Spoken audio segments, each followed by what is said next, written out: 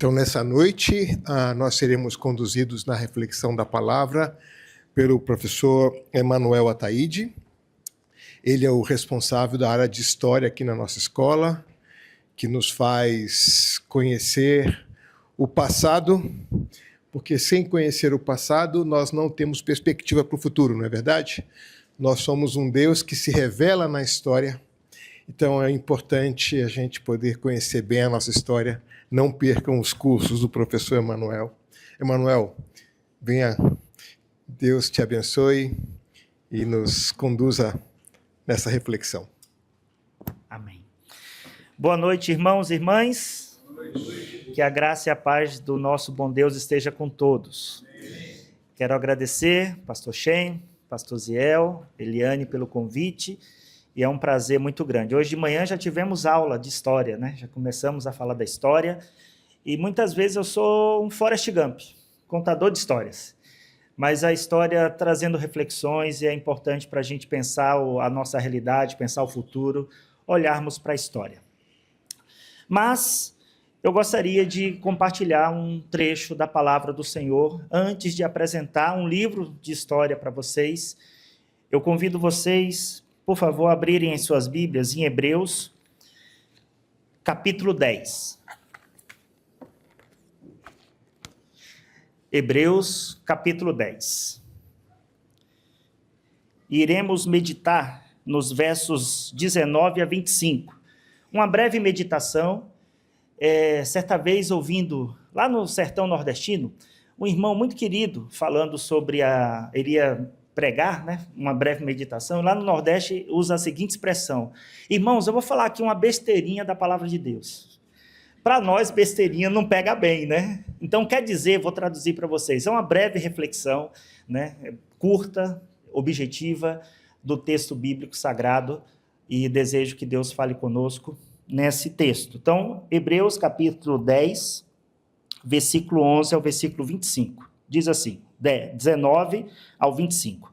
Portanto, irmãos, temos plena confiança para entrar no santo lugar, no santíssimo lugar, pelo sangue de Jesus, por um novo e vivo caminho, que ele nos abriu por meio do véu, isto é, do seu corpo.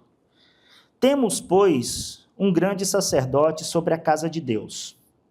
Assim, aproximemo-nos de Deus com um coração sincero e com plena convicção de fé, tendo os corações aspergidos para nos purificar de uma consciência culpada e os nossos pecados lavados com água pura. Apeguemo-nos com firmeza à esperança que professamos, pois aquele que prometeu é fiel.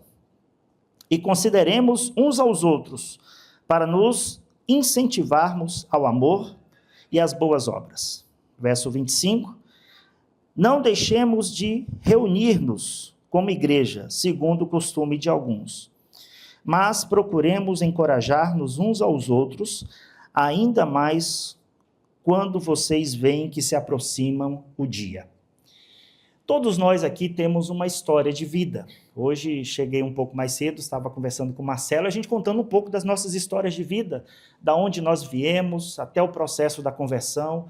Eu não tive o prazer de nascer num lar cristão, nasci num terreiro de candomblé, até meus 15 anos de idade, batia tambor no terreiro da minha mãe. Imagina, eu só acredito porque eu vivi, porque não dá para imaginar, pois foi essa um pouco da minha história. E todos aqui têm uma história para contar. Algumas histórias se encontram e nós passamos juntos por dificuldades. Por exemplo, buscando um pouco na história, os mais velhos vão se lembrar quando no Brasil nós tivemos um plano chamado Plano Collor, lembra? Que segurou as poupanças e muitos acabaram quebrando por conta daquela situação. Eu tenho amigos que eram empresários e quebrou e não conseguiram se levantar nunca mais por conta daquilo. Recentemente, nós passamos por uma pandemia. Lembra? Difícil, né? Até lembrar. Alguns aqui perderam entes queridos. Eu perdi minha avó materna e meu pai na pandemia.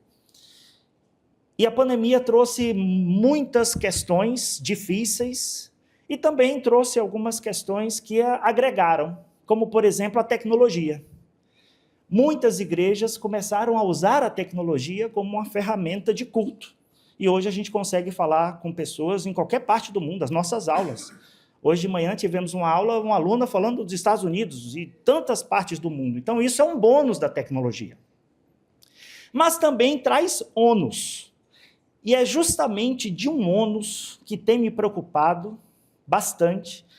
Faz parte daqui do livro que depois eu vou compartilhar com vocês, que é tornar o congregar como algo obsoleto. O culto online, infelizmente, tem afastado muitos do desejo do convívio entre irmãos. E a gente sabe que igreja, ela tem cheiro, não só tem imagem, mas ela também tem cheiro de pessoas e de convívios. E à luz desse texto, eu gostaria de refletir com vocês sobre a importância de nós congregarmos. Não é uma opção, a tecnologia ela vem para facilitar, ela vem para agregar e não para roubar algo que não deveria roubar. Todos nós temos histórias em convívio com irmãos, com igreja, e se nós quisermos arranjar motivos e pretextos para não congregarmos, talvez aqui a gente consiga encontrar alguns motivos até desagradáveis para dizer, não quero mais congregar, agora tem online, eu consigo assistir uma pregação, consigo participar de um culto, e por sinal o pregador que eu assisto é até melhor do que o meu pastor, e aí a gente vai arranjar motivos. Mas à luz desse texto, eu gostaria de refletirmos por que nós devemos congregar. Primeiro motivo, versículo 25. Não deixemos de congregar como igreja, segundo costumes de alguns. Ponto. Primeiro é entender que não é alguma novidade da nossa época. Naquela época também já tinha alguns que tinham essa dificuldade de conviver, de congregar como igreja. Num contexto diferente, numa realidade diferente, mas perceba que o texto é enfático.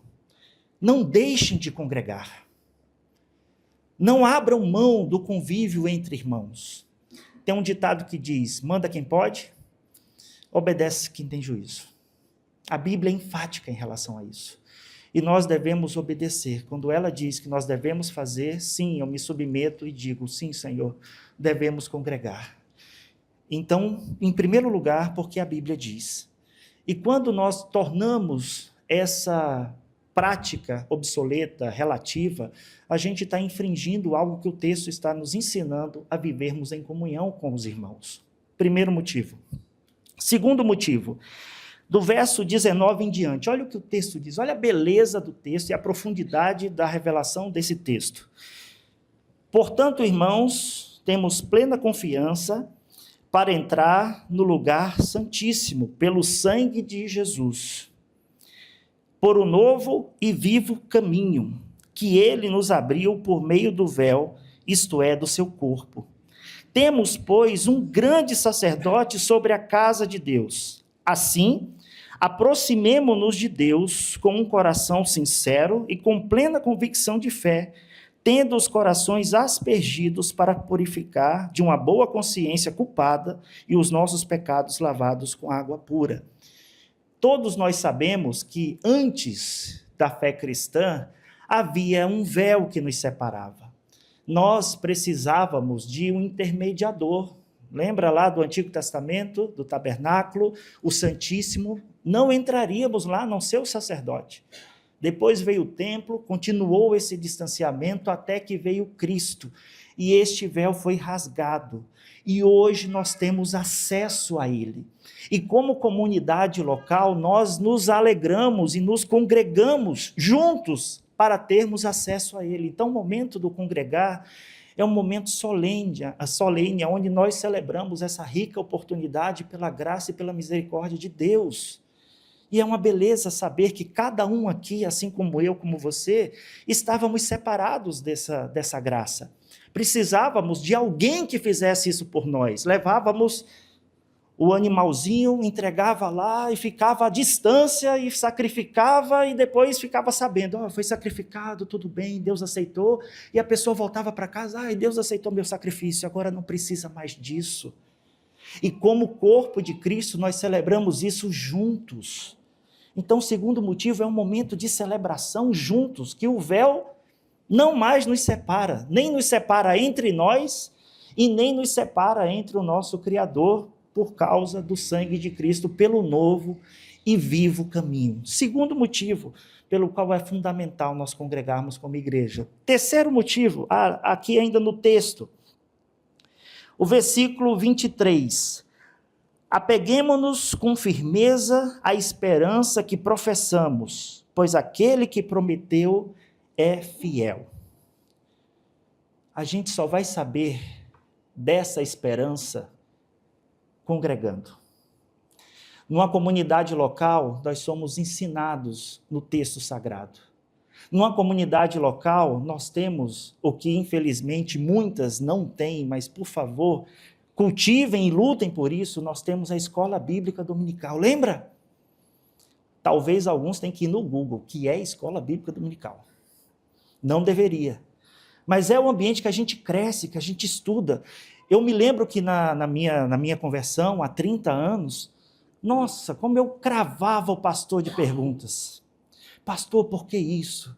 A Bíblia realmente é a palavra de Deus. Pastor, será que não tem erro, não? E Jesus e tal. E a gente ia crescendo, tirando as dúvidas. Foi numa comunidade local que eu conheci o meu Senhor, que eu conheci a Escritura Sagrada, que eu tive pessoas do meu lado que oraram por mim, pessoas do meu lado que sentaram comigo, estudaram a Bíblia. Então, terceiro motivo pelo qual é fundamental a gente tem uma esperança. E essa esperança a gente vai aprender aonde? Aonde se expõe o texto, aonde se ensina o texto. Então é fundamental estarmos congregando numa comunidade local. Quarto motivo, seguindo ainda no texto, versículo 24. E consideremos uns aos outros para nos incentivarmos ao amor e às boas obras. É numa igreja local que nós somos incentivados, motivados. Eu congrego aqui na Igreja Cristã Paulistana, eu fui pastor aqui de jovens há alguns anos, pastor auxiliar. E eu me lembro que tinha uma irmã, nossa, uma irmã muito preciosa, Dona Marta, a mãe do pastor Daniel. Como aquela mulher animava a gente, incentivava a gente. Quando a gente faltava, ela falava assim, cadê você? Senti sua falta. Tá bem, tá caminhando no caminho estreito, eu tenho orado por você. E a gente encontra isso numa comunidade de fé. Quando a gente está lá fora, tão implacável, com tantas perseguições, com tantas lutas, com tantas situações desagradáveis, numa comunidade local a gente encontra irmãos que vai nos entender, que a gente vai poder conversar, que a gente vai poder chorar junto. Às vezes nem ouvir alguém para sentar, falar para nos entender. Então, é um ambiente onde a gente nos incentiva mutuamente ao amor e às boas obras, trabalharmos juntos. Pode não acreditar, mas é verdade. Sempre fui muito tímido, extremamente tímido. Na minha juventude eu era tão tímido que na hora do louvor não batia as palmas, não batia palma, porque eu achava que todo mundo ia olhar para mim e eu ficava ali estátua. O louvor, por mais animado que fosse, eu lá parado. Até que um dia, lendo a Bíblia, eu fui ler lá em Apocalipse, dizendo que os tímidos não herdarão o reino dos céus. Ainda bem pela minha tradução, porque tem traduções que não é tímido, né? Na minha era, foi de Deus aquela tradução.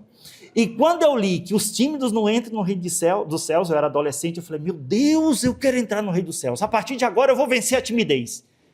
E aí eu me dediquei a ser proativo para tudo que precisasse na igreja. Então, quando tinha culto de jovens e o líder de jovens falava, alguém quer orar? Eu. Aí a primeira vez olhar para mim, você? Eu falei, eu. Aí eu fui lá na frente, irmãos, gaguejei, suei, repeti a mesma palavra 50 vezes, mas fui. Alguém quer fazer tal coisa? Eu. E fui vencendo. Até que um dia tivemos um desafio. Evangelismo. De porta em porta. Meu Deus do céu. Eu fui para o evangelismo. E eu fui com a minha professora de escola bíblica dominical, Silvana, na época seminarista.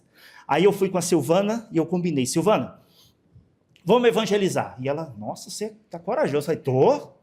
Vamos evangelizar. Aí eu fui na frente, cheguei numa casa, bati palma. Quando a pessoa saiu, eu falei, pronto, pode ir. Bati palma. Venci. Aí, quando foi na segunda casa, eu fui à frente bater palma. Ela falou, não, agora a gente inverte. Eu falei, meu Deus, eu não estava preparado para isso. Aí inverteu. Ela foi bater palma. Enquanto ela estava batendo palma, eu estava orando. Senhor, que não tenha ninguém, Senhor, que não tenha ninguém na casa. O pior que tinha. Aí chega uma senhora. Enquanto ela está vindo, eu falei, meu Deus, o que é que eu vou falar? Quando a mulher chegou, eu falei assim para ela, olha, eu vim aqui dizer que Jesus é bom. A senhora precisa se entregar para Jesus, senão a senhora vai para o inferno. Silvana? Mas foram pessoas fundamentais que me ajudaram no processo, me incentivaram. Eu me lembro que a primeira vez que eu preguei num culto de jovens, nossa, aquela mensagem sem pé nem cabeça, todo gaguejando e tal. Aí teve uma irmã que veio me incentivar, olha, Emanuel, sua palavra foi muito ruim, mas continue que Deus vai te usar. Amém? São incentivos dos seus jeitos. Mas a gente precisa de pessoas que nos incentivem no amor, nas boas obras, e é na comunidade local que a gente vai ter isso. E por último, alguns motivos, pelos quais nós devemos congregar.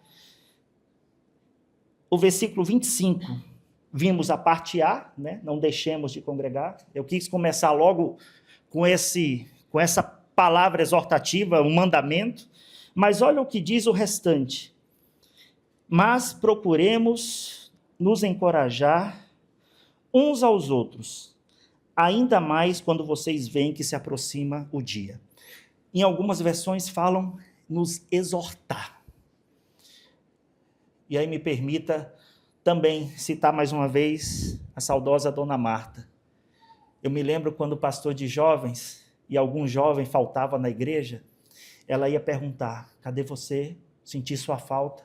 E muitas vezes, quando ela estava vindo no corredor, um jovem se escondia atrás de mim, pastor, me protege, lá vem a Dona Marta. Eu falei, não, fica aí, Dona Marta tem que falar com você. Porque tem que ter alguém para falar, cadê você?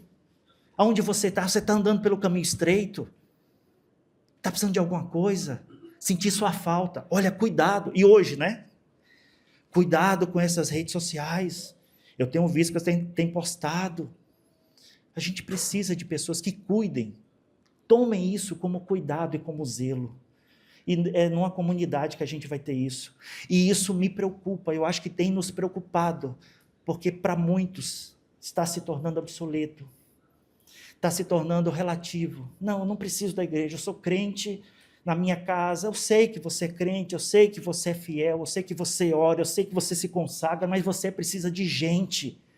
Não se constrói uma vida cristã sem o outro. Esse foi um dos grandes erros dos movimentos lá dos padres do deserto. Tão bonito você ler a história de Santo Antão, de Pacômio, aquela experiência de se afastar, de buscar, mas não tinha o outro, e falta. E esse, para mim, é um problema da nossa geração. Não deixemos de congregar. Que esse tempo de estudo aqui te aproxime mais de Deus, e faça você amar a igreja de Jesus. Ela tem falhas? Tem. A gente sabe disso, tem falhas. Eu, como pastor local, eu me lembro que uma vez chegou uma senhora para mim e falou, pastor, eu tenho algumas críticas a fazer à igreja. Ela falou, pode fazer, depois eu faço as minhas. O senhor? Eu falei, eu também tenho as minhas. Aí depois que ela falou, e eu ouvi, eu peço, Senhor, me dá o dom, eu tenho que ouvir, não escutar, ouvir. E depois que ela falou, eu falei, pronto, agora eu quero ouvir de você soluções. O que é que você propõe? O que é que você quer fazer? Tem um grande pensador, eu acho que dos anos 70, o pastor Uziel deve me corrigir se eu estiver errado, que ele dizia, não me venha com problemática, que eu vou com solucionática. Quem dizia isso? Dá maravilha. Mas muitas vezes a gente só tem o hábito de apontar. Mas quantas vezes nós não podemos ser também a solução? Quantas vezes a gente chega para o pastor e fala, pastor, está precisando de alguma coisa? Não deixe de congregar. Amém? Que o Senhor nos ajude a amarmos a igreja local, servirmos a igreja local, com seus erros, com suas falhas, seus problemas, mas é a igreja de Cristo. Eu sempre falei isso para minha mãe.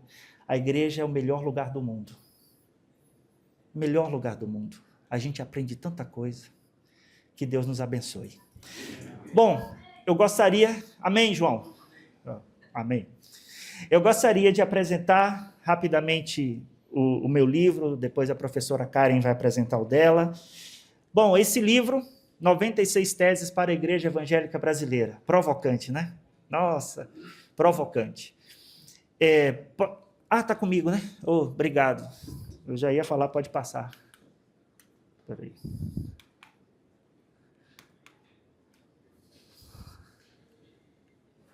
É melhor você, Evandro. Obrigado. Pronto. Bom, eu quero começar apresentando rapidamente algumas informações preliminares, né? Primeiro, não tenho a pretensão nenhuma diante de Deus, pode passar? De ser um segundo Lutero. Nada disso. Por sinal, acho que esse é um dos grandes problemas quando nós estudamos Reforma Protestante. A gente criou um marco, criou um evento, e não teve nada disso de evento. Foi alguém que olhou para a situação, olhou para o texto bíblico, e a partir do texto bíblico leu a situação e trouxe propostas, né?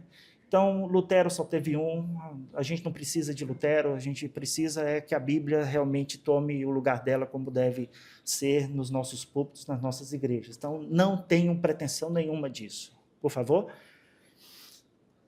Estou começando me justificando. Estou me justificando, sim. Outra justificativa, né? Aquilo que o professor de homilética diz, não faça isso na pregação. Estou me justificando porque precisa. Eu já falo aqui na introdução. Sabe aquele ditado que diz, não julgue um livro pela capa? Realmente tem muitas coisas aqui para poder entender. Segundo, eu não sou alguém de fora da igreja que está chateado, magoado, com raiva de Deus e o mundo e tocando pedra na igreja. Não é nada disso. É justamente o contrário. Por amá-la, por querer bem, por fazer parte dela, por ser a igreja de Cristo, é que a gente precisa zelar por ela e lutar por ela e procurar ser o melhor que a gente puder ser para a nossa geração e deixar, meu filho está ali com 9 anos, deixar uma boa igreja para que ele faça melhor ainda que a gente. Então, também não é essa a intenção. Outro motivo, não tenho pretensão de ser o dono da razão. Eu tenho todas essas... Não é nada disso. Né? É promover reflexões e não trazer provocações, né? Mas não fecho o assunto. E eu acredito até, se eu lesse ele hoje, alguns temas eu iria discordar, mas é mostrar que a gente precisa refletir. Por favor? E, muito mais, não tenho pretensão de ser exaustivo, né? 96 teses, poderia ser mais, poderia ser... Eu acredito que mais, mas não tenho também a pretensão de ser exaustivo sobre a situação. Por favor? Bom, mais? Então, o que eu busco com essa literatura é contribuir para o crescimento e amadurecimento da fé cristã e trazer mesmo reflexões. Bom, esse livro é fruto de anos de pesquisa, 20 anos de docência, estou completando este ano, 10 anos do meu doutoramento, 30 anos de conversão a Cristo, servindo a igreja do departamento infantil, à zeladoria, tudo que vocês possam imaginar, eu sempre servi na igreja. E também mostrar que a gente precisa ter publicações nossas. Muitas vezes as nossas editoras sempre trazem só de fora, cadê os nossos que refletem, que pensam, que dialogam com a igreja? Então, também é incentivar isso para quem vai ler. Por favor. Bom, está aí a capa. Essa obra foi publicada pela editora de 2 amigos lá de Curitiba, o Marlon e a Andréia. A Andréia é uma doutora em História, ela é pesquisadora de Jerônimo, o estágio doutoral dela foi em Bolonha, e um dia ela falou para mim, Emanuel, eu quero fazer uma editora. Aí passou um tempo, eu falei, por que não lançar por vocês? E aí, por sinal, a capa foi do Marlon, achei muito criativo, né? Muito interessante, provocante, foi ele que fez a capa. Então, tem uma introdução explicativa, então eu procuro fazer uma explicação histórica das teses de Lutero, o contexto e tal, então tem um aparato histórico na introdução, por favor. E a estrutura está da seguinte forma, eu apresento teses, assim como Lutero apresentou a dele, algumas notas explicativas e vou discorrendo sobre as teses apresentadas. Então, aí sim eu procurei imitar né, a estrutura do pensamento dele, das teses, e falei, bom, ele falou isso na época dele, no contexto dele, na Alemanha, vamos pensar isso agora aqui, Tupiniquim, aqui debaixo dos trópicos, né? Então, é isso. E passei essa obra para alguns amigos, alguns professores queridos leem, pastor Ziel, alguns leram, falaram, lê aí, o que você acha, né? Ah, legal, não concordo com tudo, falei, essa é a ideia. Então, passei para alguns lerem e achei muito interessante o retorno que cada um deu, né? Contém 315 páginas, pode passar. Ah, carinha de sapeca. Bom, por que 96 teses? Já me perguntaram, né? Bom, primeiro, a reforma inacabada, né? Não teve nenhuma pretensão de ser exaustivo, de resolver o problema. Pode passar? Também no texto eu proponho uma outra sola, né? A gente tem uma mania de falar de 5 solas. Ninguém fala de reforma protestante. Quando chega em outubro, é só todas das solas protestantes. Ninguém sabe o que é, né? Mas tem que falar das solas. As solas não é produto nem de Lutero nem de Calvino, vem dos puritanos 100 anos depois. E aí, lendo bastante sobre o assunto, eu falei, por que não outra, né? Por exemplo, uma delas, eu acho que uma das grandes contribuições da reforma protestante que a gente tem perdido é a capacidade crítica. Essa é uma grande herança da reforma protestante. Quando pegou a Bíblia, colocou na mão e falou, olha, leem o texto, a partir do texto leem as coisas. E isso é importante. Pode passar? E aí, só para ter um vislumbre, né? Só para ter um vislumbre, essa é uma primeira tese. O único dono que a igreja tem é Jesus. E, infelizmente, a gente tem visto que a igreja tem sofrido com alguns feudos, alguns donos, pessoas, donos, grupos, e a gente tem que entender que a igreja é dele, lutar por isso e permanecer dele. A igreja não tem dono, o dono é Cristo. Então, somente Ele. Todos nós somos servos e ovelhas, tanto quanto qualquer outra pessoa. Eu me lembro quando eu fui pastor numa igreja local durante 8 anos, quando eu voltei para o Brasil, assumi essa igreja, e eu me lembro que naquele primeiro culto eu falei isso. Eu desejo ser um pastor onde o púlpito seja de Cristo, a igreja seja dele, e não seja eu o dono dela. Então, vai nessa linha de levantar questões, provocações e reflexões. Uma delas foi isso que eu compartilhei com vocês, da importância do congregar, e vários temas afins. Então, eu agradeço a oportunidade, espero que contribua, traga boas reflexões, né? E gerem outras teses, e critiquem essas teses, que eu acho que é por aí que a gente vai caminhar para uma igreja que Deus aprove, né? Então, o objetivo mesmo é isso. Podemos encerrar por aqui, tá, Evandro? Obrigado. Trazer reflexões. Obrigado. Obrigado. Obrigado também pela reflexão bíblica, é muito importante, né? Nós somos uma igreja que celebra o fato de que Deus habitou entre nós. Deus se encarnou, viveu entre nós. E nós corremos o risco hoje de, por causa da cultura, confundir comunidade com comodidade. Então, muitas vezes, a comodidade da conexão online faz com que a gente comprometa a nossa fé na comunidade, celebrando um Deus que se encarnou e habitou entre nós. Então, e Deus não se tornou bits e bytes, né? Ele se tornou pessoa, né? Não foi um pendrive pendurado na cruz, foi uma pessoa. Então, tudo bem quando, por razões pessoais, familiares, de saúde ou outras razões, a pessoa está impossibilitada de se locomover até a comunidade, mas o celebrar a Cristo como povo é um testemunho histórico de um Deus que se encarna entre nós e viveu entre nós. Então, obrigado pela essa advertência. Não sei se essa é uma das 97 teses, é uma das teses também, então está ótimo ali. Muito bom. Bom, temos então também a professora Karen lançando o livro sobre transições, que, aliás, é das grandes cascas de banana no Ministério Cristão, são transições.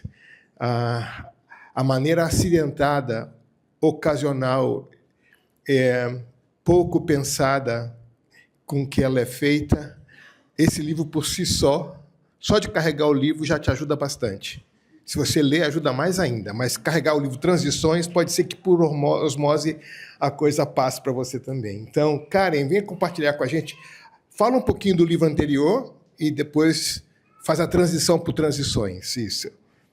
A Karen nos ajuda aqui na psicologia pastoral. Então, por favor, Karen. Boa noite, gente. Bom ver vocês de novo e conhecer os novos alunos também. Eu sempre escrevi, sempre gostei muito de escrever, e escrever é a minha forma preferida de me comunicar. Eu prefiro escrever 100 páginas do que falar 10 minutos no microfone. Mas vamos lá. Eu escrevi esse primeiro livro, que foi O Corpo como Palavra, como um projeto, um dos meus projetos do mestrado lá no Canadá, no Regent, né? Então, fica a dica, gente. Quando vocês forem escrever alguma coisa, quando um tema estiver no coração de vocês, fazendo os trabalhos de vocês aqui, já caprichem, porque isso pode ser uma semente para alguma coisa lá na frente, né? Eu já sabia que eu ia voltar para o Brasil, eu sabia com o que eu ia trabalhar quando eu voltasse. Então, eu disse, isso me incomoda, a forma com a qual a igreja trata da saúde, do corpo. Então, eu vou pensar sobre isso, vou escrever sobre isso, e quando voltar para o Brasil, quero falar sobre isso. Então, esse foi o primeiro livro que eu publiquei em 2021, pela editora Mundo Cristão, que fala sobre esse cuidado integral, né? O porquê que nós devemos cuidar da nossa saúde de uma forma integral. E eu não sou uma pessoa boa para escrever sob encomenda, né? As editoras me procuram às vezes e falam, você não pode escrever um livro sobre isso, ou falar sobre aquilo. Não, eu só consigo escrever sobre questões que realmente tocam o meu coração, né? E que estão me incomodando. E por que eu escrevi um livro sobre transições, né? Porque eu já estou há 20 anos cuidando de gente, seja na psicologia, seja no cuidado pastoral, e é impressionante como a gente tem um incômodo com mudança, né? Mudanças não são simples para as pessoas. Fazer essas transições, né? Abrir mão do conforto muitas vezes, ou as transições que nos pegam de surpresa. Não sei vocês, mas eu já tive várias, né? Que eu não estava pensando em fazer, não foi nada planejado, aconteceu, né? E por isso eu resolvi pensar um pouco mais sobre isso, escrever sobre isso, né? E aí observando o tempo que a gente está vivendo. A gente vive hoje num mundo em constante transição e nós vamos viver muitas mudanças ainda pela frente, né? E a gente precisa atravessar esses processos de uma maneira sábia. A gente não pode atravessar de qualquer jeito, né? Eu tenho uma amiga jornalista da Rádio CBN que não é cristã, ela é super esotérica, e ela escreveu um livro sobre intuição recentemente, falando sobre intuição. E aí ela dedicou um capítulo a falar sobre o que os cristãos pensam sobre esse tema da intuição. E aí ela vai falar sobre discernimento espiritual, né? E eu disse, caramba, a gente está aqui no meio da igreja, muitas vezes sem pensar sobre discernimento espiritual, e alguém que está completamente fora está querendo ajudar a gente a fazer uma reflexão, né? E eu já tinha escrito isso, e a gente tomando um café conversando sobre isso, ela falou, agora eu entendi. Algumas das coisas que a gente aqui chama de intuição, vocês chamam de discernimento espiritual, mas tem uma relação, né? Não é assim do nada, é uma voz que fala através de vocês. Vocês têm... Foi muito incrível, né, assim, a conversa, mas esse é um dos pontos que eu toco nesse livro aqui também, né? Como a gente toma decisões, como a gente faz essas transições, né? E eu dou um exemplo aqui de uns 15 anos atrás, que eu tinha uma decisão para tomar e eu tinha algumas possibilidades, né? E muitas vezes não era a questão da porta aberta e da porta fechada, eram 3 portas abertas. E aí você faz o quê, né? Porque às vezes a decisão não é tão clara, né? E aí eu liguei para alguns dos meus mentores, meus amigos, do Ziel, inclusive, e eles me deram algumas possibilidades, e todas elas envolviam essa relação e esse processo de discernimento com Deus, né? Ou seja, tem trabalho, gente. Atravessar as coisas dá trabalho, né? E aí aqui também eu falo sobre quem vai com a gente nas transições. A importância de você não fazer esses processos sozinhos. Ninguém pode fazer um processo sozinho, né? E aí eu vou falar de vários tipos de transição, transições de vida, transições institucionais, que são muito difíceis, vocês sabem disso, né? Como o Zé mencionou, você já deve conhecer uma história de um pastor que não saía nunca, ou de um líder que não saía nunca, e a dificuldade de fazer transições geracionais, muitas vezes, né? Então, está tudo aqui nesse livro. Só que está tudo aqui nesse livro numa linguagem clara, porque esse é o meu objetivo. Eu quero que qualquer pessoa leia esse livro. Eu não quero que um estudante de teologia só leia esse livro, que um líder, um pastor leia esse livro, né? Com o Corpo como Palavra, eu tive essa oportunidade de ver esse livro chegar em lugares que eu nunca pensei. Né? Ano passado, eu fui falar num congresso para 1.400 mulheres da Assembleia de Deus no Ceará, e me chamaram porque uma senhorinha ganhou o livro da neta no interior do Ceará, uma senhora que nem terminou a escola, e leu, e aquilo fez sentido para ela, e ela foi refletindo com os outros grupos, e isso se multiplicou. Né? Então, essa é a minha ideia, sempre tentar escrever uma coisa sólida, com uma linguagem simples, para chegar para o máximo de pessoas possível, tá bom? Então, que Deus abençoe vocês através da leitura desse livro.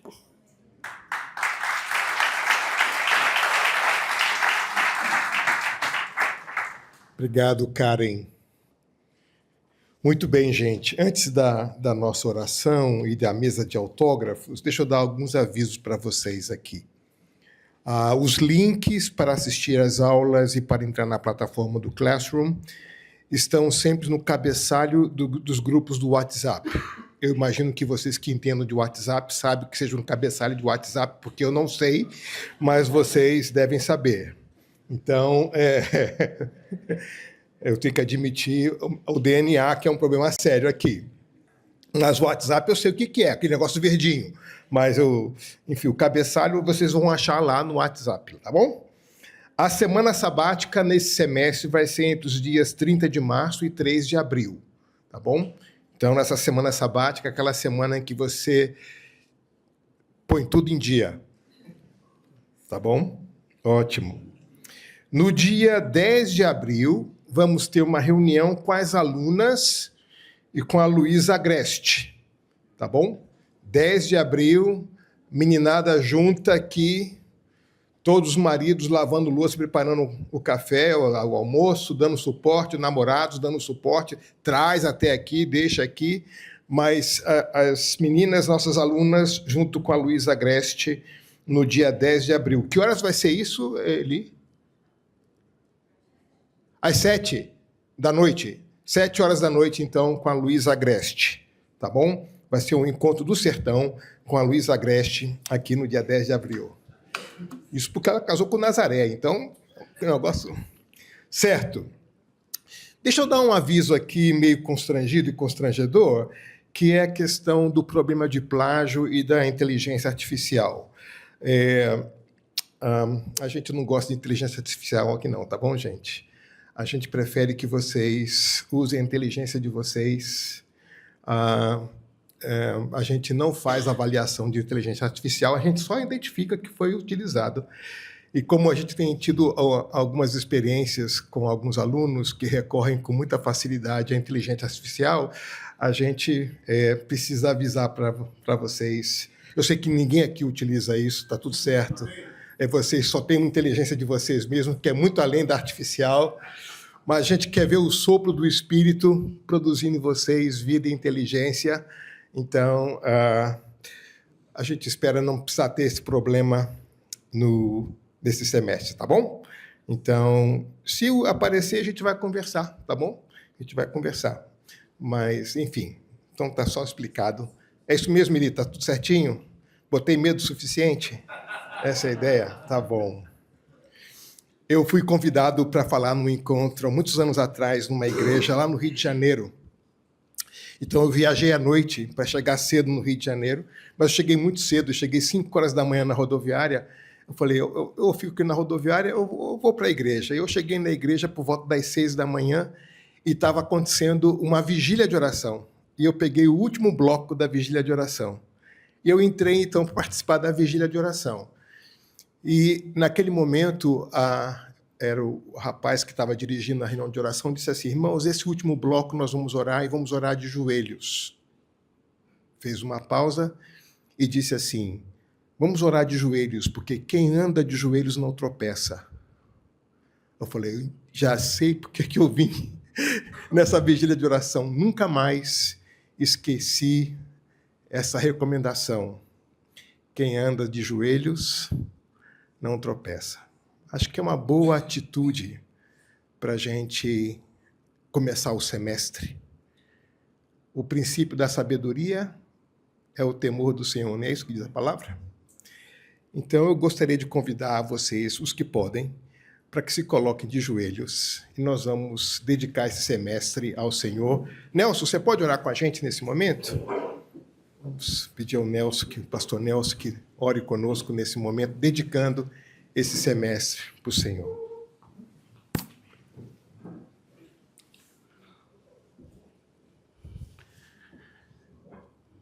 Senhor Deus, nós, mais uma vez, dedicamos o nosso coração com gratidão nesta noite pela ministração ao nosso coração e ao chamado que o Senhor nos faz para estarmos